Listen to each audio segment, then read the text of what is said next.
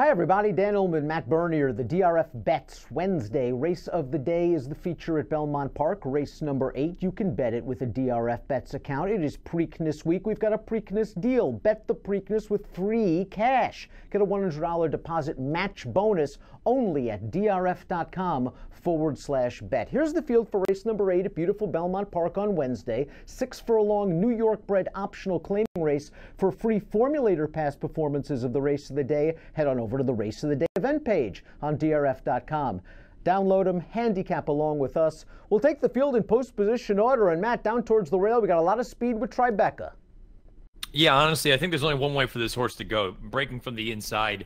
All of his wins have come in gate-to-wire fashion. You've got to send and be aggressive on this horse. The question is, what do you do with that most recent start? Because the wheels absolutely came off. If you think that you're going to get back to an effort 2 and 3 starts back from a speed figure standpoint, this horse makes a little bit of sense, but I think there's some other pace to keep him honest, and I don't think he's as talented as some of the other horses. Most notably, the number 8-4 Pop Dylan Davis aboard at 15-1. Those two horses got involved in an enervating speed duel last time out on April the 22nd, and they both finished far, far back. It'll be interesting to see if they both hook up again, and if they do, it could be trouble for Tribeca. The two's heavy metal. This is a horse going turf to dirt for Belmont. Ran well on turf last time out. 2 starts back, though, was the first start off the layoff on dirt. The pace was fast, according to Timeform US, but the horse that won the race went wire to wire. How does that affect your analysis of heavy metal's performance? Well, sometimes horses just, they overcome pace situations and run exceptional races. That may have been that instance going back there. My big concern with this horse, the move to the turf, maybe that was just trying to get something else out of this horse because they weren't content with what they were getting on the dirt. I also look at it and say he's tried this level on the dirt on 2 different occasions. I understand one of them was off of a layoff, but I have to be honest, I just don't know if he's quite good enough at this level. Can you make a case for the 3 Runaway Loot despite the layoff? Javier's taken the mount here, 12-1 on the morning line for Gary Contessa, and you can argue that he was in a little tough last time out. That Saratoga Hero who finished second, he came right back to win a non-winners of 2 other than with a 91 buyer speed figure, and Runaway Loot was close to a fast pace that day. I think he can slot in right behind the speeds here. You do have to deal with the layoff, however. Certainly, but I agree with you. I kind of feel like the best game for this horse is take him a little bit farther off of it. I know he ran that really good race back on July 30th of last year up at Saratoga, being close to the pace, but I think he's a little bit better 2, 3, 4 lengths out of it. Off the layoff, I would hope that that's what the game plan is there. The problem is, with the exception of that one Saratoga race, I don't think he has a race on his page that's fast enough to win against a group like this. The 4 Global Positioning has won 8 times in his career. Last time out, sort of a curious race. This is a horse that is usually up close in many of his starts, and he was just simply outrun. He was dead last and way off the screen going into the turn, very wide in the stretch. And if you watch the head-on, Abel Lascano really didn't get busy on him. He maybe cracked him once within the last 16th of a mile, and then he passed a couple of tired horses and galloped out late. He has races on his page. 3 starts back, he finished ahead of today's morning line favorite, Mighty Zealous. Back in November, he beat Mighty Zealous. He's done well at Belmont Park in the past, and he might get some pace. At 20-1, Global Positioning is, I think, worth at least a little bit of a flyer in your single race exotics. Yeah, he's not impossible in, but I do wonder, as far as level is concerned, be better against claimers as this non-winner 2 other seems untested at this level. He doesn't quite cut it, but again, at a high price, I'm not going to talk you off. 5 is Rectify. This horse is going out for Michelle Nevin, taking a little bit of a drop from the open non-winners and 1 other than of this state-bred $40,000 optional. Here's a formulator fact for Michelle Nevin, who's just been on fire at Belmont Park this meeting. Over the past 2 years, with older dirt sprinters making their second start off the layoff and optional claimers, 5 for 9 and a $4.67 ROI. Rectify 8-1 on the morning line just seems to fit well and was in against the live horse last time out.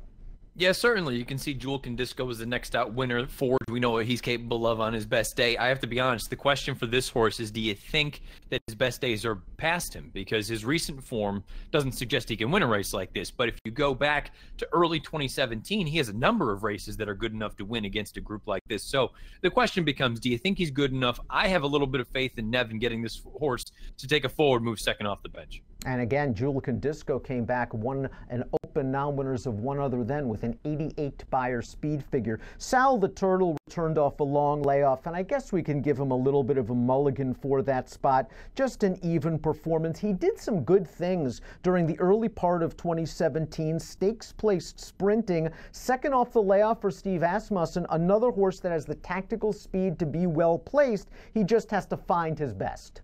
He has to find his best, but he is a fascinating horse in here because the stuff that he accomplished as a 2-year-old and a 3-year-old would at least give you the indication that if he takes a step forward, he's got a major chance in here. I wouldn't totally throw him out at what should be a very square price. Benevolence began his career 1 for 18. He's now won 2 out of his last 3 races. I found it interesting that after he cracked his 1X state-bred condition, that Kieran dropped him immediately in for 50, and he did a lot of work last time out on the pace, but boy, he had to work very hard to defeat that field. He's 5-2 on the morning line. He's going to be close to the pace with a versatile running style, and I guess you could say he's a hot horse, but the old Benevolence, the 1 for 18 Benevolence keeps coming back to me at a short price. I know he can win. I don't want to take no value.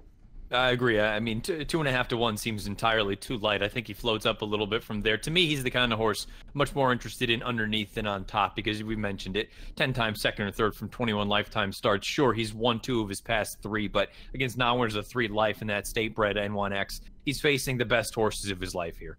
We talked about the 1 and the 8 in their battle last time out. The Timeform U.S. Pace Projector sees a similar situation developing on Wednesday. The Red Bar, a fast pace. 4 Pops perhaps getting to the lead once again over the number 1, and this could set things up for closers or stalkers. As for 4 Pops, the source ran really well 3 starts back, was claimed by Rick Schosberg, and just hasn't shown the staying power at this level. Do you think it's just this class level's too tough for him? The class level, and as far as the pace is concerned, this horse has gone really quick if you believe the pace figure past 2. It's going to be interesting what you get from here. I think the outside draw possibly helps us a little bit, but at the end of the day, this horse game is speed. Gotta go. Mighty Zealous is your 9-5 morning line favorite. This horse has earned very competitive Beyer speed figures in his last 2 races, and he finished ahead of 4 of these common rivals in that April the 22nd race. That being said, this horse has been 9-1 or greater in his last 4 starts, and he is 9-5 on the morning line. This horse can easily win, but again, you're not going to get a lot of bang for your buck. Yeah, from a speed figure standpoint, this is the horse to beat. 88 in the last race, highest last out, 92 going 2 starts back. That would simply put win this race. The question becomes, do you think at the price that he's going to be, he represents something that you want to tie yourself into? And I guess if you wanted to just kind of play devil's advocate against a horse with these speed figures, his Belmont Park record overall leaves a little bit to be desired. He's 1 for 12 and 6 times second or third. I think he's the most likely winner of the race. I think he works out a beautiful trip on the outside. I would have to use him in multi-race wagers. I wouldn't want him on top as far as an individual race, though. As we take a look at our picks for Wednesday's race of the day, I think you make a very good point about the morning line favorites record at Belmont and how that could work against him on Wednesday. And that's one of the reasons I took Global Positioning at 20-1 on the morning line to try to upset him. Global Positioning's 2 for 5 at Belmont. He's done good work there. Again, I just was surprised by how quickly he was outrun last time out. I know he has more tactical speed than that, and I know he can beat Mighty Zealous. He's done it in the past. There are worse 20-1 shots in the world. I'll go 4, 9, 7, and 6. And you're going with Rectify, a horse with great tactical speed, a red-hot trainer, and just figures to run well at this class level.